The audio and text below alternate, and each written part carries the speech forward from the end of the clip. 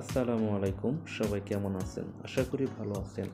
আমি এখন আপনাদের দেখাবো 50 কেজি মেজবানি কিভাবে রান্না করা হয় এবং রান্না করার জন্য যেসব প্রসেসিং দরকার সেগুলো আমি আপনাদের দেখানোর চেষ্টা করব। প্রথমে আমাদের লাগবে 5 কেজি পরিমাণ কাটা পেঁয়াজ, সরিষা বাটা এবং জিরা বাটা পরিমাণ মতো। এখানে রয়েছে আস্তা একটি নারকেল বাটা এবং এখানে রয়েছে রসুন বাটা। আরও যা এখানে রয়েছে মশলা এবং যা লাগে প্রয়োগ করার সময় আমি আপনাদের দেখিয়ে দেওয়ার চেষ্টা করব, তবে সব কিছুর জন্য পরিষ্কার হয়।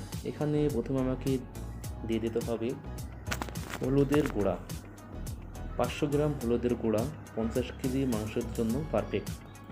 হলুদের গুঁড়াগুলো সম্পূর্ণ হাঁড়ির ভিতরে ছিটিয়ে দেওয়ার চেষ্টা করতে হবে, এক জায়গায় দলা করে দিলে চলবে না। এরপরে আমি প্রয়োগ করা হয়েছে 800 গ্রাম মতো গুঁড়া শুকনা মরিচ। 800 গ্রাম শুকনা মরিচের গুঁড়া ছিটিয়ে দিতে হবে।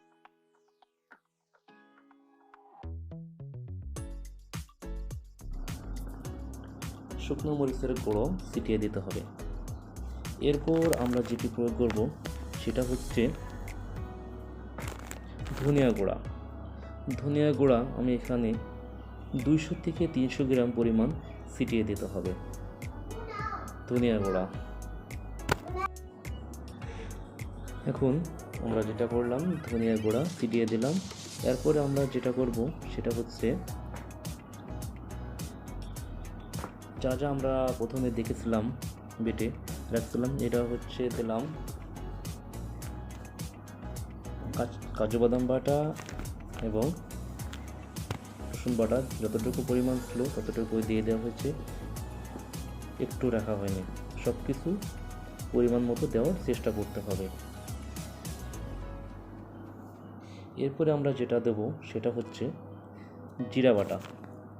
এখানে 250 গ্রাম জিরা সম্পূর্ণটাই দিয়ে দেওয়ার চেষ্টা করতে হবে, এখানে কোনোটাই রাখা হয়নি। জিরা বাটা সম্পূর্ণ দিয়ে দিতে হবে। এরপর আমরা যেটা দেব সেটা হচ্ছে রাঁধুনি। 50 গ্রাম থেকে 100 গ্রাম পরিমাণ বাটনা রাঁধুনি দিয়ে দিতে হবে।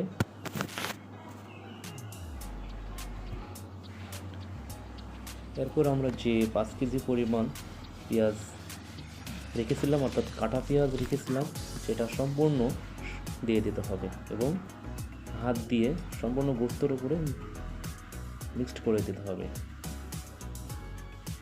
5 কেজি পরিমাণ কাটা পেঁয়াজ।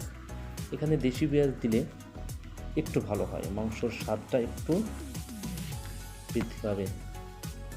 তবে এখানে যে আমরা সরিষা বাটা রেখেছিলাম দিয়ে দিচ্ছি।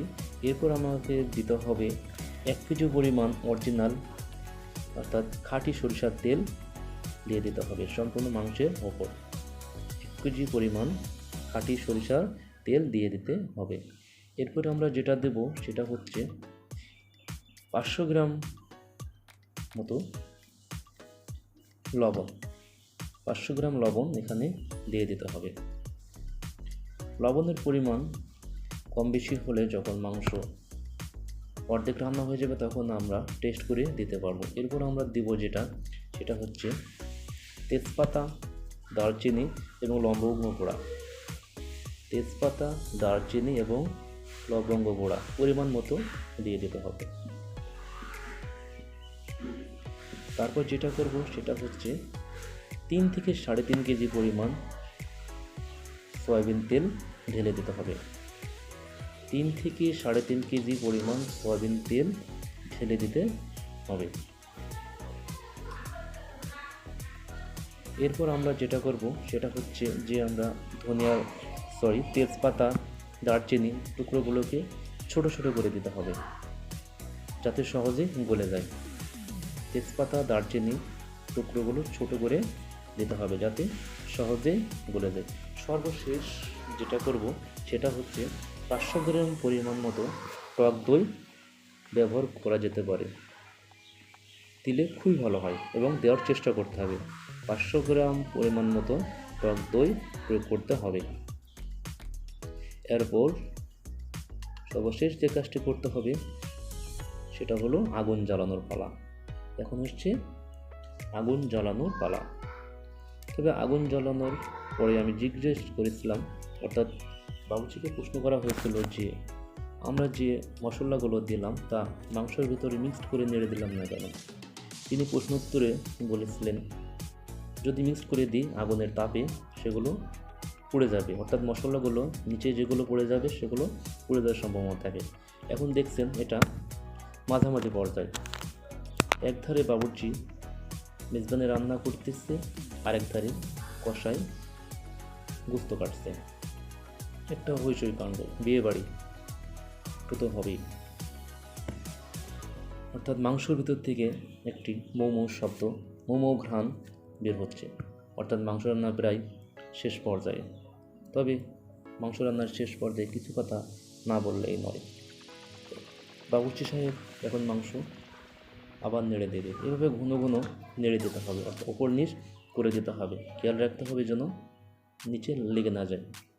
অর্থাৎ আমার এই রেসিপিটা যদি কারোর ভালো লাগে তাহলে আমার চ্যানেলটিকে সাবস্ক্রাইব করবেন এবং বেল বাটনটি চেপে রাখবেন যাতে নতুন নতুন ভিডিও আপনি সবার আগে পেতে পারেন। ধন্যবাদ। আসসালামু আলাইকুম। ভালো থাকবেন, সুস্থ থাকবেন। দেখা হবে কোনো এক সময়, কোনো এক মুহূর্তে আনন্দময় অনুষ্ঠানে। ধন্যবাদ। আসসালামু আলাইকুম।